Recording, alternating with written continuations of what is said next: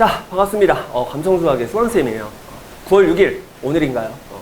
오늘 9월 6일. 2024학년도 대수능을 위한 가장 마지막 관문이라고 할 수 있는 9월 6일 평가원 모의고사를 오늘 시행을 했어요.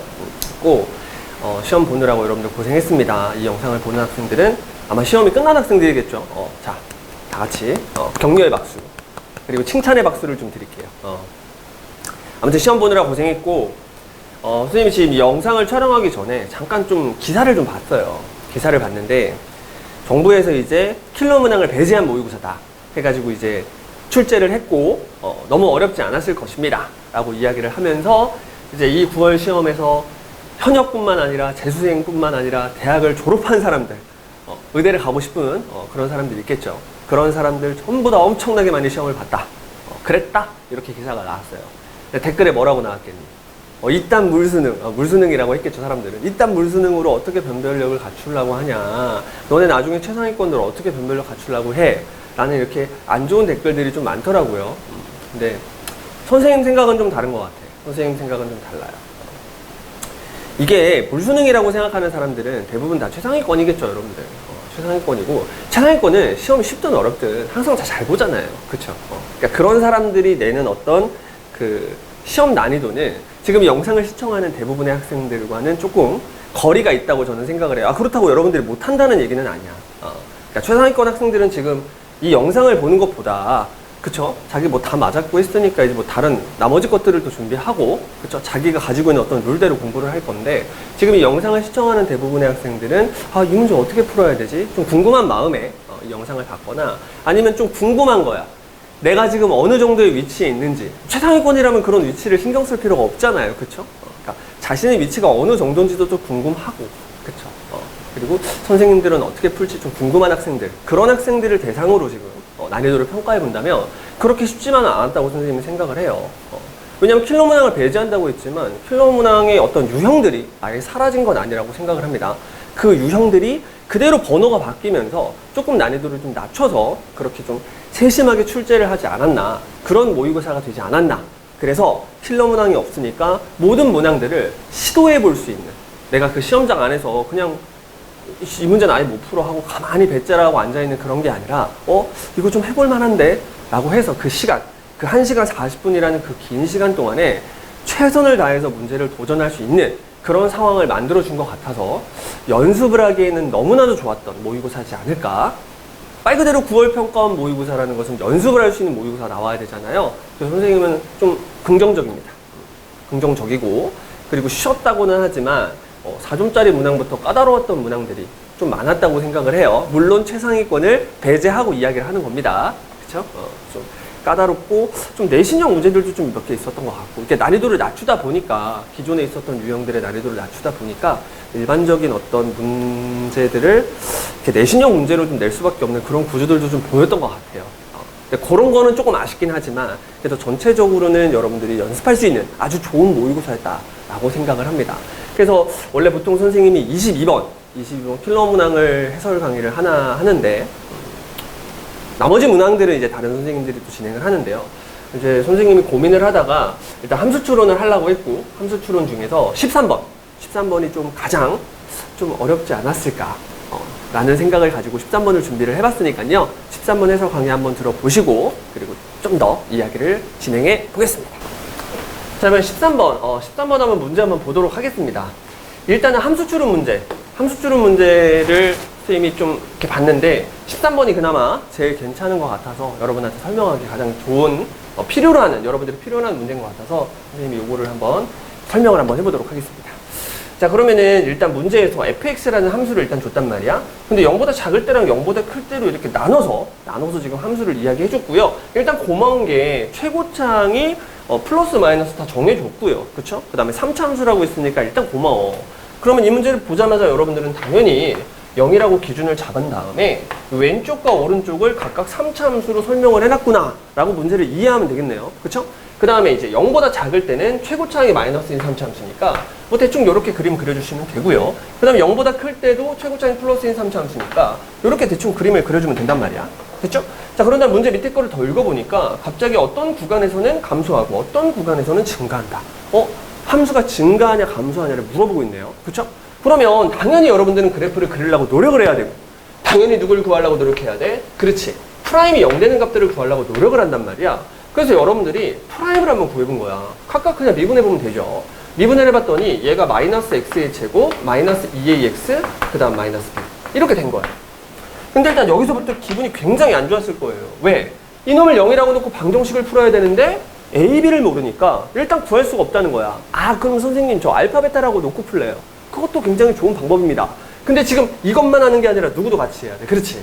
밑에 있는 놈도 해야 된다는 거야. 그래서 이 녀석도 미분을 해보니까 x의 제곱 플러스 2ax 마이너스 b. 자, 이렇게 됐네요. 자, 그러면 요 놈 알파 플러스 알파 베타라고 놓을 거면 요 놈 감마 뭐 델타라고 놓을 거예요. 문자가 지금 a, b가 있는데 아주 그냥 여러분들이 알파 베타 감마 델타 다 쓰고 아주 그냥 난리가 나겠죠. 그쵸? 아, 그래서 잠깐 멈추는 거죠. 그러다 고민을 한번 해보는 거야. 근데 선생님은 운이 좀 좋았어요. 운이 좋아가지고 미분을 함과 동시에, 거의 미분을 함과 동시에 0.01초 만에 얘가 보였거든. 이 마이너스 b는 둘이 똑같아요. 근데 얘네들은 달랐단 말이야. 근데 얘네들이 그냥 부호만 달라요. 부호만. 그래서 이게 그냥 바로 보였는데 여러분들은 시험장에서 얘가 보이지 않았다? 고민해야죠.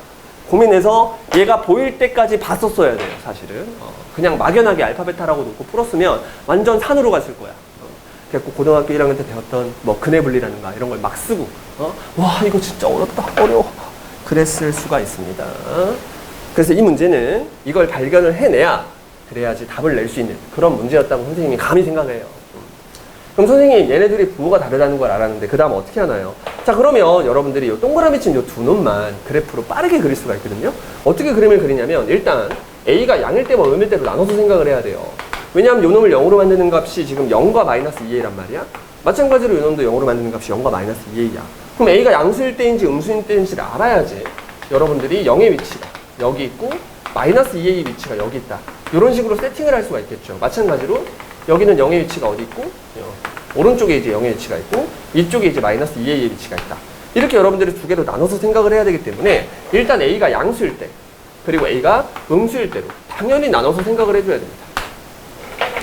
그러면 A가 양수일 때는 지금 반대로 했죠? A가 이건 음수일 때고요. 얘는 A가 양수일 때네요. 미안. 이렇게. 자, 그러면 A가 양수일 때 먼저 해보자. 여기 밑에 거 먼저 해보자. 그럼 여기가 마이너스 2A고 여기가 0이라는 걸 알았어. 그런 다음에 이제 이 두 놈의 그래프, B를, 마이너스 B를 무시하고 이 놈의 두 놈의 그래프를 그려보면 약간 이런 느낌이죠.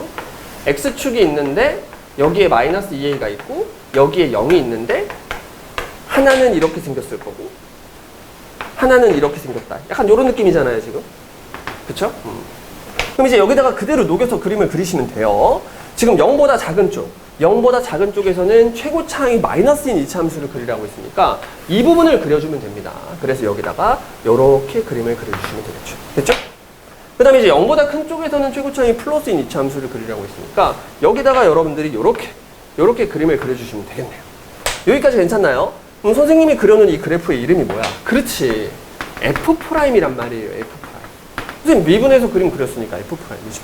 그런데 둘 다 마이너스 B를 무시하고 그림을 그렸잖아요. 이제 마이너스 B를 그대로 반영을 시키도록 하겠습니다. 두 그래프 모두 마이너스 B만큼 평행이동을 하면 되니까 요 놈이 이제 X축이 아니라 뭘로 바뀌는 거야? 그렇지. Y는 마이너스 B로 바뀌겠죠? 그래서 요 라인이 그냥 Y는 마이너스 B가 되면 되는 그냥 그런 문제네요. 됐죠? 자, 그렇게 되면 이제 프라임의 값이 다음과 같이 됐고요. 문제에서 뭐라고 했냐면 저 멀리 마이너스 무한대부터 마이너스 1까지는 함수가 감소를 해야 돼. 마이너스 1보다 크거나 같은 쪽에서는 또 함수가 증가를 해야 된다고 했으니까 F의 그래프를 여러분들이 대략적으로 그려보면 이런 식으로 그림이 그려져야 돼요. 그쵸? 여기에 뭐가 있어야 되고 그렇지. 마이너스 1이 있어요. 그리고 여기서는 감소를 했고 여기서는 증가를 했기 때문에 이곳에서 프라임 값은 얼마다? 0이 돼야 된다. 이렇게도 여러분들이 생각할 수 있습니다. 왜냐하면 마이너스 1은 0보다 작은 쪽이었으니까 3차 함수의 그래프가 그려졌을 거 아니에요. 여기 요 근처에서는. 그러니까 프라임의 값이 당연히 0이어야 된다. 따라서 지금부터 프라임의 그래프를 그려놓고요. 여러분들이 요 정도쯤에다가 X축을 만들어 놓고 요 데이터가 얼마다. 그렇지.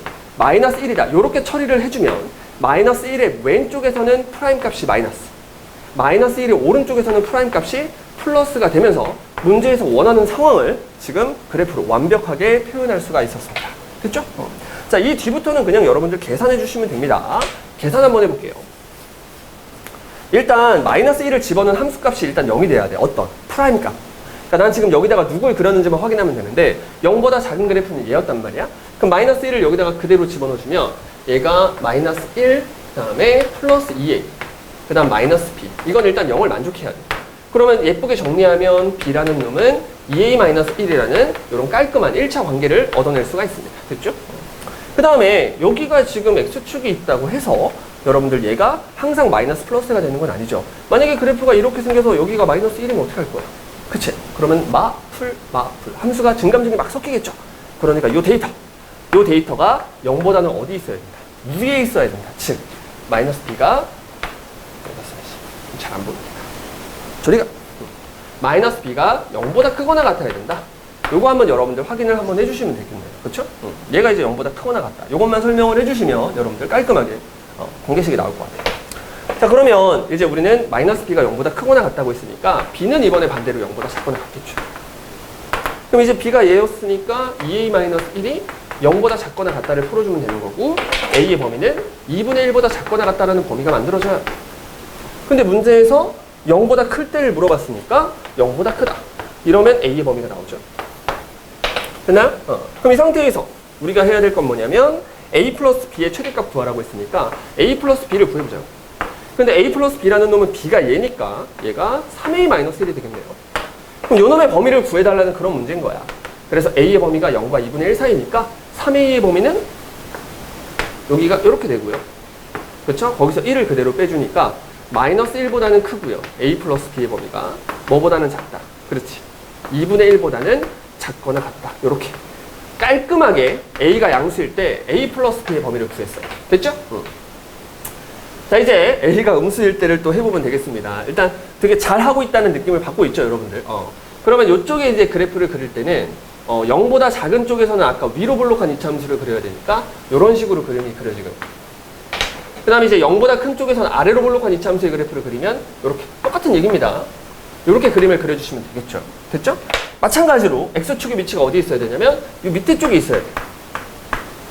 그래야지 여기가 이제 마이너스 1이 되면서 프라임의 값이 마이너스, 프라임의 값이 플러스가 될 수 있는 이런 구조가 만들어진 거죠. 됐죠? 따라서 같은 원리로 마이너스 1을 집어넣은 함수값이 0이어야 되는데 그게 이제 이 연산이랑 똑같겠죠. 여러분들 이렇게 그래프가 생기건 이렇게 그래프가 생기건 아무튼간 여기다가 마이너스 1을 집어넣는 게 0이 돼야 되는 건 확실하니까 그래서 똑같은 이 관계식을 가지고 들어가시면 되고요. 그 다음에 이번엔 여기서는 요 값이 0보다 크거나 같아야 되잖아. 그래서 요 값을 여러분들이 구해줘야 되는데 여기가 0이고 여기가 마이너스 2a니까 여기가 마이너스 a가 됐겠죠? 그래서 마이너스 a를 집어넣은 함수값이 그러니까 프라임의 함수값이죠. 여기다가 마이너스 1을 a를 집어넣은 프라임의 함수값이 그게 0보다 크거나 같다를 풀어주면 되니까 여기다가 이제 마이너스 a를 집어넣을게요. 그럼 여기다 마이너스 a를 집어넣으면 a의 제곱 마이너스 2a의 제곱 마이너스 b가 될 것이고요. 얘가 0보다 크거나 같다. 요걸 풀어주시면 되겠죠. 됐죠? 그래서 이건 필요 없으니까 안녕. 그런데 이제 관계식이 있단 말이야. 요 b가 이제 2a-1이었으니까요. 여기가 이런 식으로 들어가게 될 것이고요.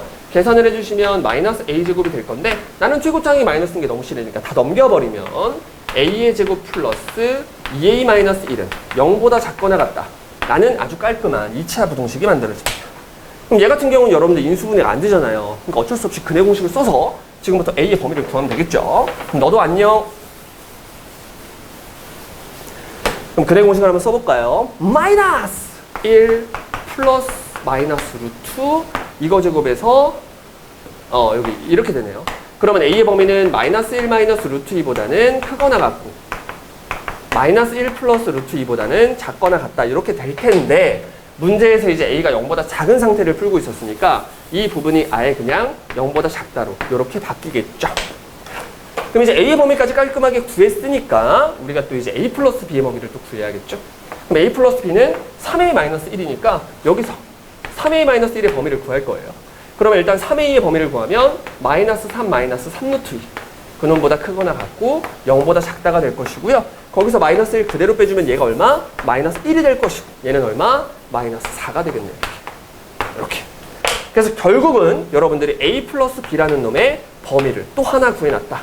이렇게 구해놨죠. 자, 그럼 문제에서 필요로 하는 게 a 플러스 b라는 놈이 가질 수 있는 가장 작은 값, 큰 값이니까 얘가 가장 작고요. 얘가 가장 크겠죠. 이제 문제에서 구하라는 것이 최대에서 최소를 그대로 빼달라고 했으니까 2분의 1에서 4, 마이너스 4를 빼니까 4를 더하는 거죠. 그래서 2분의 9가 되겠고요. 그리고 얘는 플러스 3루트 2가 될 테니까 2분의 9 플러스 3루트 2라는 3번 결과를 얻어낼 수가 있습니다. 그렇죠? 그래서 이제 선생님이 하고 싶은 얘기는 23번을 풀 때 사실 이게 보였어야 된다. 그 얘기가 하고 싶은 거고 이걸 통해서 이제 프라임의 그래프를 그린 다음에 X축의 위치를 여러분들이 결정을 해주는 아주 좋은 문제였다라고 생각을 합니다. 선생님 생각엔 이게 제일 어려웠던 것 같아요. 공통에서 얘가 제일 어려웠고 기존에 나와야 됐던 어떤 킬러 문제들이 나오진 않았어요. 그래서 여러분들이 조금 실력이 좀 부족한 학생들은 이번 모의고사를 계속 열심히 공부하면서 이제 수능 때까지 달려가시면 되는데 선생님이 조언을 하나 해줄게요.